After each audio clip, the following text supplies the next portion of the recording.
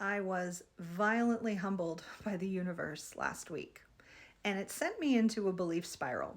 A full deconstruction of self, of my role in the universe, of my abilities as a creator to create my reality, and of course, as a participant in this 4am club movement. But now that I'm on the other side, we need to talk about it because every single person right now is being pushed through these experiences. We're being pushed to question our beliefs and how our beliefs have contributed to the reality we see around us. So if you haven't gone through this yet, you're gonna. But if you know how to do it well, it is truly transformative. And you can and will change your life and maximize this potential to change ourselves and thus change the reality and the world around us. So last week, an old song came up on my shuffle that I had not heard in years, but that was such a crucial part of my identity growing up. And it was a NoFX song. And you've heard me talk about how I'm an old punk rocker who was radicalized back in the day. It's when I started becoming politically active, politically aware, and really invested in social causes and in progressive politics. Now, this album, The War on Errorism, came out in 2003. It's got a picture of clown-faced W on the cover. And so, of course, the times is what we were talking about. Now, I was in college when 9/11 happened, and I was in college when this album came out. And this and others that came out at the time really, I was already radicalized, but this galvanized my energy around this political purpose. Now, I was doing a lot at the time. I was campaigning for Ralph Nader. I joined the Public Interest Research Group and spent a summer campaigning for them. So if you want to know why we know so much about mercury in the water, it's because of Ralph Nader and the Public Interest Research Group and the work that was done through that. That's a side note. Anyway, I was doing the most. But this song in particular came up last week, and I was shocked. I was shocked at how eerily appropriate it is for what we're going through now. And I can't play it through TikTok, but I'm going to tell you the lyrics because, yes, after more than 20 years, I still have every word memorized. That's how much this album was a part of my life. The song is called American Errorist, and it goes like this. It's okay. Allow yourself a little hate. Hatred is not so bad when directed at injustice. You can turn the other cheek. Just don't turn the other way. Enemy of the planet, we finally have a common aim, a reason to forget about our differences and stand as a united front. It's up to us. We must expose, humiliate American errorists. We'll start with one. The war has just begun. Now, there is a lot you can say about that song. You could say that it is uncannily prescient for these times. You can say that what we're going through now is an expression of the patterns that have been in place for decades in American politics and world politics. You can say that it's no wonder I'm doing the work I did now because I have been passionately awake and aware and involved for almost 30 years now. But that is not the meaning that I was hit with when I heard that song. Instead, a thought hit me, stopped me in my tracks, chilled me to my core. And the thought was, I latched onto that belief back then in my formative years, that this is the world, that this is the war we are engaged in. Now, I may have branched out and moved on in many ways and participated in life outside of that radicalism, but that belief became a core part of my identity. And as such, it is the lens through which I view the world. And thus, I am creating the world through that lens. Because that is my belief, because that belief is ingrained in me, I have gone through the world experiencing it in that way. I have participated in the creation of a world that looks and feels like that. And in this moment, I thought, oh my God, what have I done? Now, this moment came just on the heels of something else I experienced last week, and I did a video of it. It's the part 2 of how I was triggered and how I walked through that trigger. And the realization I came to through that is that my attachment to how I have shaped my role in the 4am club is now limiting me. It's limiting how I can show up for you, and it's limiting how I can experience the world if I'm only perceiving myself in the shape that I have created. So these two together, shattering. You have heard me out here for months talking about as above, so below, the microcosm to the macrocosm. The way we perceive the world shapes the world and thus shapes our experience of it. And I suddenly saw that I have done that. I have participated in the creation of a world that I do not want to see. And then I had pigeonholed myself as someone who is talking about that and thus contributing more to its creation. And as if that wasn't enough, literally the moment after I had that realization, I got a text from Nina, your witchy healer, and she shared with me a channeled message that she then put on TikTok. So she's tagged in the caption here. And that message very clearly was, be aware of what your narrative is, because now more than ever, your narratives are shaping this reality. And it even included a message to creators like Nina and myself to be careful of what we're sharing with our audiences.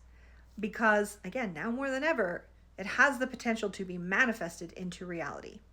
And this is exactly what Spirit has been telling me since November. And I've done videos on it. And I've warned you about it. And here I am fucking doing the same thing.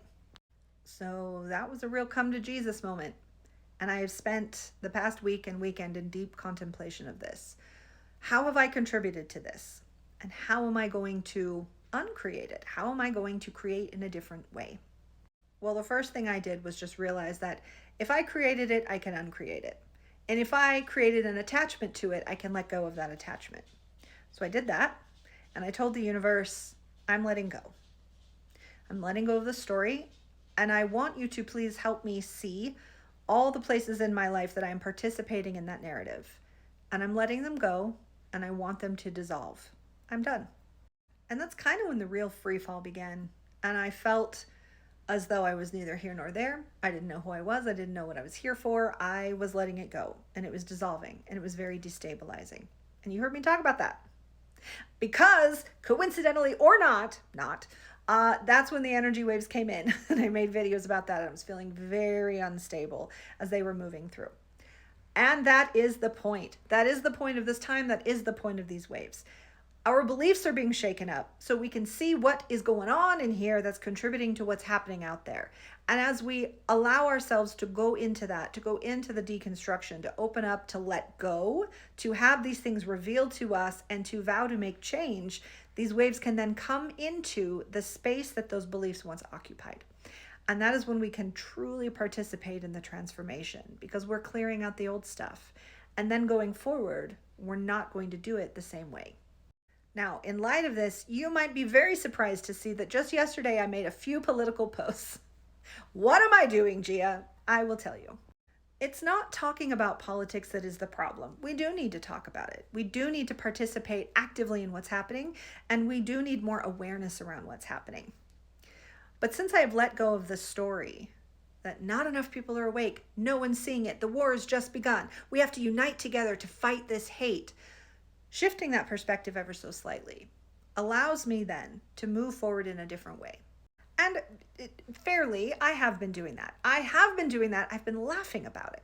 And I've been seeing this from a perspective of higher opportunity, of transformation, of removing the old. I have been doing that all along. So I was completely unaware that the old belief was still very active in me. So in having these realizations about ourselves, we can get into our shadow. Remember, shadow is not just what happened to us. It's what am I unconscious of and what am I thus unconsciously perpetuating. So I allowed myself to get into that dirty work. And in doing so, I've had it cleared. And I'm not going to be operating from that playbook anymore, consciously or unconsciously. So now I can move forward freed from that. Freed from the boxes I have put myself in. The world hasn't done that to me. My perception has allowed me to put myself into a box, to see the world in such a way, to experience it through that lens, and to further the narrative. I did that. I did that to myself. We are all doing it to ourselves. And that is the most empowering part of all of this. Because if you've done it to yourself, you can undo it to yourself. You are your own liberator. This quite literally is how we ascend. We rise up out of the old narratives, the old beliefs, the old structures that had us in a certain dynamic and responding to the world in a certain way. We can rise up out of it as we see it for what it is as we heal the parts of us that created that, as we vow to create new. I do not have to participate in the 4 a.m. club the way I've been doing it. I do not have to show up the way I've been doing it. I can keep the good stuff, but I can also allow myself to move beyond it, to be who I am in this now moment, not who I was 6 months ago. And none of us are who we were 6 months ago. And that is a good thing.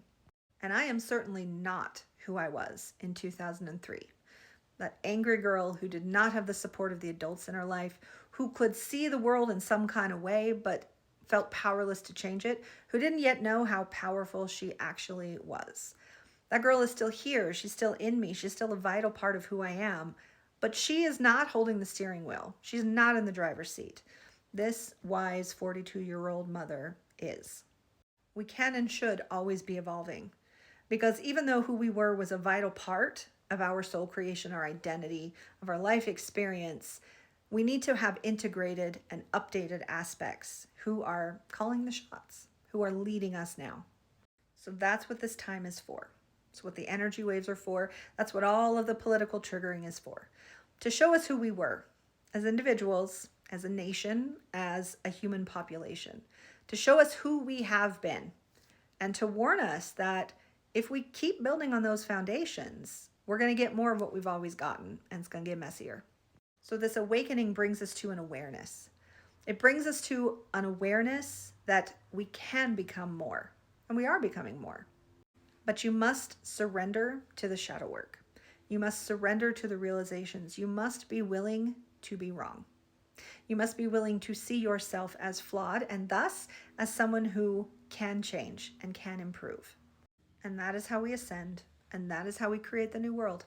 And that is how we invite others to walk with us across the bridge. Be vulnerable, be honest, be a leader in your vulnerability. And that's how we create it together.